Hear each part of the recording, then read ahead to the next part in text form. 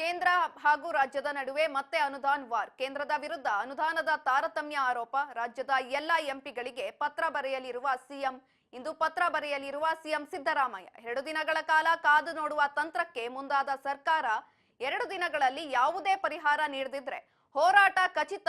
ಕೇಂದ್ರದ ವಿರುದ್ಧ ಹೋರಾಟಕ್ಕೆ ಮುಂದಾದ ರಾಜ್ಯದ ನಾಯಕರು. ಹಿಂದೆ ಕೇಂದ್ರದ ವಿರುದ್ಧ ಹೋರಾಟ ಮಾಡಿದ್ದ ಕೈ ನಾಯಕರು. ದೆಹಲಿ ಜಂತರ್ ಮಂತರ್ನಲ್ಲಿ ಪ್ರತಿಭಟನೆ ಮಾಡಲು ಚಿಂತನೆ. ದಕ್ಷಿಣ ರಾಜ್ಯಗಳಿಗೆ ಕೇಂದ್ರ ಪದೇ ಪದೇ ಅನ್ಯಾಯ ಮಾಡ್ತಿದೆ ಎಂದು ಆರೋಪ ಕೂಡ ಕೇಳಿಬಂದಿತ್ತು. ದಕ್ಷಿಣ ರಾಜ್ಯಗಳ ಬೆಂಬಲ ಪಡೆದುಕೊಂಡು ಕೇಂದ್ರದ ವಿರುದ್ಧ ಹೋರಾಟ.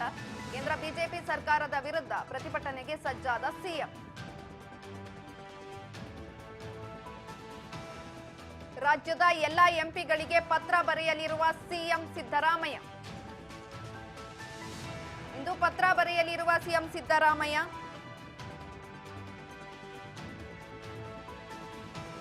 ಕೇಂದ್ರ ಹಾಗೂ ರಾಜ್ಯದ ನಡುವೆ ಮತ್ತೆ ಅನುದಾನ್ ವಾರ್.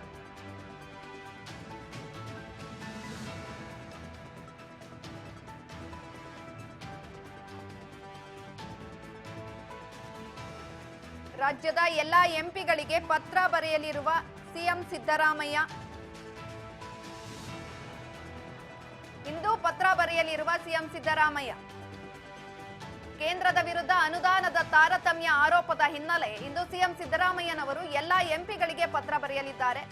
2 ದಿನಗಳ ಕಾಲ ಕಾದು ನೋಡುವ ತಂತ್ರಕ್ಕೆ ಮುಂದಾದ ಸರ್ಕಾರ 2 ದಿನದಲ್ಲಿ ಯಾವುದೇ ರೀತಿಯ ಪರಿಹಾರ ನೀಡದಿದ್ರೆ ಹೋರಾಟ ಖಚಿತ ಎಂದು ಹೇಳಲಾಗ್ತಾ ಇದೆ. ಕೇಂದ್ರದ ವಿರುದ್ಧ ಹೋರಾಟಕ್ಕೆ ಕೈ ಮುಂದಾಗಿದೆ. ರಾಜ್ಯದ ನಾಯಕರ ಹಿಂದೆ ಕೇಂದ್ರದ ವಿರುದ್ಧ ಹೋರಾಟ ಮಾಡಿದ್ದ ಕೈ ನಾಯಕರು.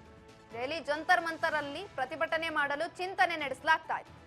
ದಕ್ಷಿಣ ರಾಜ್ಯಗಳಿಗೆ ಕೇಂದ್ರ ಪದೇ ಪದೇ ಅನ್ಯಾಯ ಮಾಡ್ತಿದೆ ಎಂಬ ಆರೋಪದ ಹಿನ್ನೆಲೆ ಪತ್ರ ಬರೆಯಲಾಗ್ತಾ ಇದೆ. ದಕ್ಷಿಣ ರಾಜ್ಯಗಳ ಬೆಂಬಲ ಪಡೆದುಕೊಂಡು ಕೇಂದ್ರದ ವಿರುದ್ಧ ಹೋರಾಟ ಮಾಡುವುದಕ್ಕೆ ಎಲ್ಲ ಸಿದ್ಧತೆಗಳನ್ನ ಕೂಡ ಆಗ್ತಾ ಇದೆ.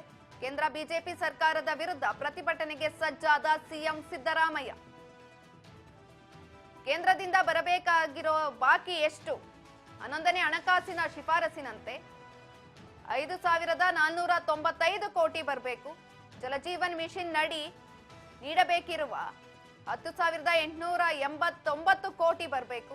ರಾಷ್ಟ್ರೀಯ ಗ್ರಾಮೀಣ ಕುಡಿಯುವ ನೀರಿನ ಯೋಜನೆಯಡಿ 10,000 ಕೋಟಿ ಬರಬೇಕು. ಹಾಗೆ ಭದ್ರಾ ಮೇಲ್ದಂಡೆ ಯೋಜನೆಯ ಬಜೆಟ್ ಅನುದಾನ 5,360 ಕೋಟಿ. ಹೀಗೆ ಕೇಂದ್ರ ಸರ್ಕಾರದಿಂದ ಇನ್ನು ಬಾಕಿ ಇರುವಂತಹ ಹಣ ಬರಬೇಕು. ಸಾಮಾಜಿಕ ಭದ್ರತಾ ಪಿಂಚಣಿ ಯೋಜನೆಯಡಿ ಬರಬೇಕಾದ 446 ಕೋಟಿ. ಇರಿಪರಲ್ ರಿಂಗ್ ರಸ್ತೆಗಾಗಿ ಬರಬೇಕಿರುವಂತಹ ಹಣ 11,495 ಕೋಟಿ. ಹೀಗೆ PMGSY ಯೋಜನೆಯಡಿ 69 ಕೋಟಿ ನೀಡಬೇಕು. ರಾಷ್ಟ್ರೀಯ